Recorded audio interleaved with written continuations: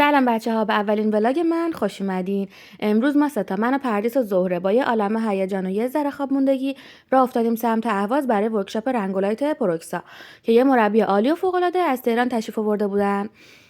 تو راه هم که نگو، نصفشو داشتیم می‌خوردیم، نصفشو داشتیم تحلیل می‌کردیم که قراره کدوم تکنیک رو یاد بگیریم، نصف دیگه‌ش هم داب اسمش پر می‌کردیم و به چیزایی می‌خندیدیم که فقط خودمون می‌فهمیدیم. راهمون یه مقدار طولانی بود ولی بالاخره رسیدیم اهواز. مستقیم پریدیم تو کلاس. از همون لحظه اول فهمیدیم امروز روز پرباریه. هرچی نکته ریز بود، هرچی تکنیک بود، ریختن رو سرمون.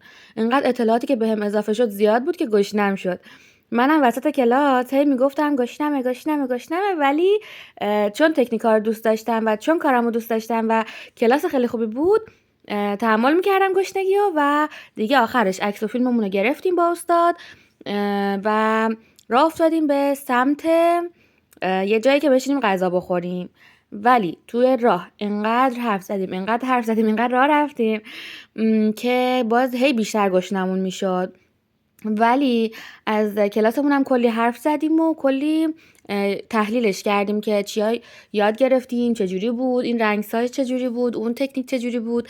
خلاصه که اینقدر رفتیم تا یه جا یه ساندویچی پیدا کردیم که ساندویچ هایدا پیدا کردیم که فوق‌العاده بود، نگم براتون.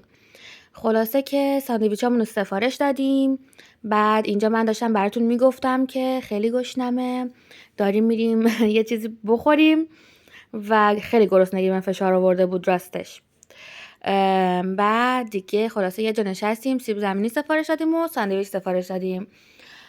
دیگه هی صبر کردیم و براتون از اینجا فیلم گرفتم و اینا تا اینکه سیب زمینیامون رسید، ساندویچمون هم رسید. حمله کردیم به سیب زمینی‌ها و ساندویچ‌ها رو برداشتیم و سوار اسنپ شدیم.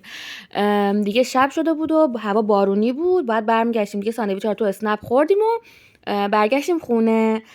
این بود از اولین ولاگ من. خوشحال میشم سابسکرایب کنید.